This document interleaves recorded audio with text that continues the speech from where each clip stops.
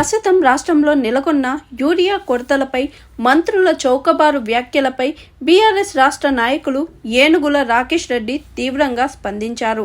Hanumakonda NGOs కాలనీలోని తన నివాసం నుండి వీడియో విడుదల చేశారు. ఈ సందర్భంగా రాకేష్ రెడ్డి మాట్లాడుతూ, రైతులు ఆశపడి కాంగ్రెస్ సర్కార్కి ఓటేస్తే నేడు గోసపడే పరిస్థితి వచ్చింది. తినే కంచంలో మన్ను పోసినట్లయింది. ఒక్కసారి మార్పు పేరుతో ఆశపడి బోళ్ల పడిన పాపానికి ఆనాటి రోజులు తెస్తామని అంతకంటే అధ్వానమైన దుస్థితి తీసుకువచ్చారు. రైతు రాజ్యం తెస్తామని రాబందుల రాజ్యం తెచ్చారు. ఏ ఊరికి పోయినా రైలు బండి అంత క్యూ లైన్లోనూ కనపడుతున్నాయి.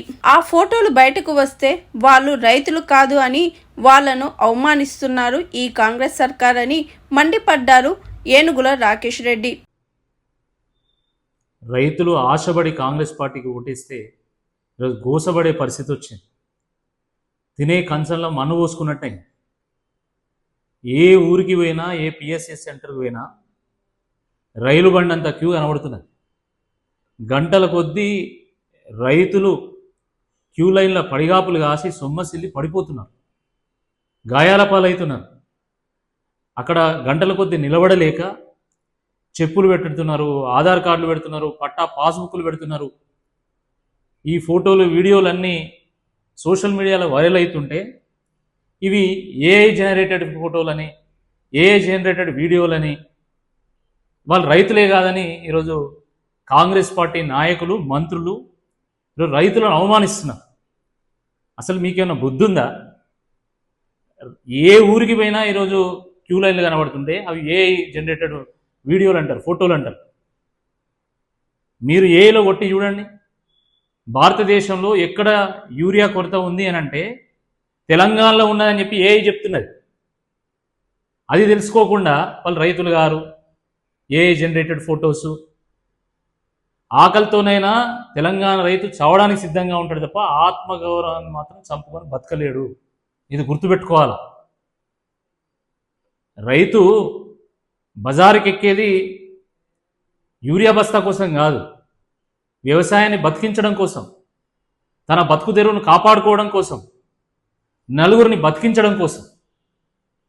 కానీ ఈరోజు మీరు అసలు లైన్లే లేవు, వాళ్ళు రైతులే గారు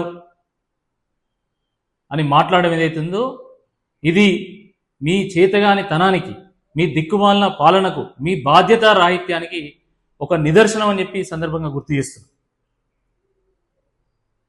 అరే, ఒకవైపేమో కేసీఆర్ గారు ఆ రోజు ఎండాకాలంలోనే వానకాలానికి కావాల్సినటువంటి యూరియా మొత్తము ప్లానింగ్ చేసి అవి ఇక్కడికి తీసుకొచ్చి వాటిని అద్భుతంగా సరఫరా చేస్తే ఈరోజు కనీస ప్రణాళిక ఉందా మీకు?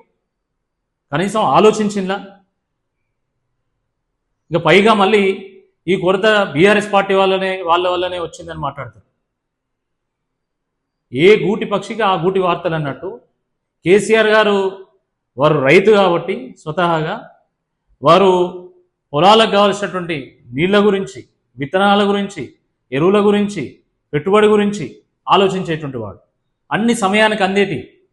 కానీ ఈరోజు జరుగుతుంది ఏంది? రేవంత్ రెడ్డి గారి ప్రభుత్వంలో, ఈ ప్రభుత్వం వచ్చినటువంటి మొదటి రోజు నుండి నీళ్ల కోసం ధర్నా చేయడం జరిగింది. రైతు బంధు కోసము, రుణమాఫీ కోసము రైతులు ప్రాధేయపడడం జరిగింది. కొనుగోలు లేక రైతులు గుండె వలిగి కల్లాల కుప్పల మీద వాళ్ళు కుప్పగూలడం జరిగింది. ఇప్పుడు ఏకంగా ఎరువుల కోసం ఏడ్చేటువంటి పరిస్థితి నిర్మాణమైంది. ఆనాటి రోజులు తీసుకొస్తా అన్నారు రేవంత్ రెడ్డి గారు. 100% ఆనాటి రోజులే తీసుకొచ్చిండు. తెలంగాణ రాకముందుకు రైతులు తమ పిల్లల్ని తీసుకుపోయేది. ఎందుకంటే టోకన్ కోసం ఒకరి లైన్లో నిలబడితే యూరియా కోసం ఇంకోరి లైన్లో నిలబడ్డేది. ఇప్పుడు 10 ఏళ్ల తర్వాత కేసీఆర్ గారి పాలన అయిపోయి మళ్ళీ రేవంత్ రెడ్డి గారు కాంగ్రెస్ పాలన వచ్చిన తర్వాత మళ్ళీ ఆనాటి రోజులే వచ్చినాయి. రైతు పంట వేసుకొని ఆ పంటకాడికి పోవన్నా, లేకపోతే మీ దగ్గర క్యూ లైన్లో నిలబడన్నా అన్న, వ్యవసాయాన్ని కాపాడుకోవన్నా, లేకపోతే మీ కాళ్ళు పట్టుకొని యూరియా కోసం గోసపడాలా? దీనికి ప్రభుత్వం సమాధానం చెప్పాల్సిందే ఈ సందర్భంగా నేను కోరుతున్నాను. రేవంత్ రెడ్డి గారు స్వతహాగా రియల్ ఎస్టేట్ వ్యాపారి కాబట్టి ఈ నీళ్ళ కొరత, యూరియా కొరత, విత్తనాల కొరత సృష్టిస్తే ఎవడు వ్యవసాయం చేయడు, అన్ని మళ్ళీ బీడు పడతాయి. ఆ బీడు పడ్డ భూములను మనం వెంచర్లు చేసుకొని మనం 4 పైసలు సంపాదించుకోవాలనే ఆలోచనే తప్ప నిజంగా వ్యవసాయాన్ని బాగుపరచాలనే కనీస జ్ఞానం లేదు. నిజంగా జ్ఞానం ఉంటే రైతు బంధు చేసేటోడు, నీళ్ళు ఇచ్చేటోడు, కరెంటు కొరత లేకుండా, ఎరువుల కొరత లేకుండా చూసేటోడు. 53 సార్లు ఢిల్లీ పోవడానికి సమయం ఉంటుంది, కానీ ఒక వ్యవసాయ శాఖ మంత్రినో లేకపోతే ఎరువుల మంత్రినో కలిసి మా తెలంగాణకి ఇన్ని ఎరువులు కావాలని మాట్లాడే సోయి లేదు ముఖ్యమంత్రి. ఏమనంటే ఢిల్లీలో నాకు ఎరువులు ఇవ్వలే అని చెప్పి కేంద్రాల మీద నెట్టేసేటువంటి ఒక ప్రయత్నం చేస్తాం. అసలు కనీసం కేంద్ర వ్యవసాయ శాఖ మంత్రి ఎవరో నీకు తెలుసా? ఆయన పేరు తెలుసా? కనీసం ఒక్కసారైనా కలిసినావా? మాట్లాడినావా?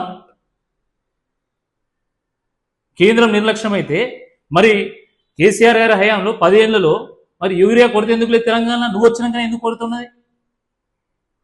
అంటే నీకు కనీసం అంచనా లేదు, ఓ ప్రణాళిక లేదు, ఓ పద్ధతి లేదు. కాబట్టి ఈరోజు రైతులు గోసపడేటువంటి ఒక పరిస్థితి ఈ తెలంగాణ రాష్ట్రంలో నిర్మాణమైంది. ఇంక ఇది సరిపోనట్టు అక్కడ పోలీసులు పెట్టి యూరియా వస్తున్నాడు, పోలీసు పహారతో. నిజం అంత నువ్వు సుఖం పూసేవే అయితే అన్ని చక్కగానే ఉంటే మరి పోలీసులు ఎందుకు? ఈరోజు పోలీసులను పెట్టి రైతుల గొంతు నొక్కేటువంటి ప్రయత్నం చేస్తున్నావు. కానీ రేపు లోకల్ బాడీ ఎలక్షన్స్లో ఈ పోలీసులను పెట్టి బ్యాలెట్ కాడ ఓట్లను ఆపగలుగుతావాను? అది సాధ్యమవుతుందా? నీ పాలన చూసిన తర్వాత మళ్ళా 30 ఏళ్ళ దాకా కాంగ్రెస్ పార్టీ దిక్కు దేవాన్ని లేకుండా పోతుందని చెప్పి ఈ సందర్భం గుర్తు చేస్తున్నా. ప్రజాపాలన తీసుకొస్తామన్నారు, రైతు పాలన తీసుకొస్తామన్నారు, లాస్ట్కి రాబందుల పాలన తీసుకొచ్చిండు. రైతులను గోసబుచ్చుకుంటున్నారు, పీక తింటా ఉన్నారు. ఎద్దేడ్చిన వ్యవసాయం, రైతు ఏడ్చిన రాజ్యం బాగుపడదన్నారు. ఈరోజు రైతు ఏడ్చేటువంటి రాజ్యాన్ని తీసుకొచ్చినందుకు తప్పకుండా నీకు బుద్ధి చెప్తారని చెప్పి ఈ సందర్భంగా నేను హెచ్చరిస్తా ఉన్నాం. జై హింద్, జై తెలంగాణ, జై Kisan. Hi, this is Swathi. Like చేయండి, షేర్ చేయండి, కమెంట్ చేయండి అండ్ సబ్స్క్రైబ్ చేయండి GRTV. Hi, this is Monica. Please like, share and subscribe GRTV.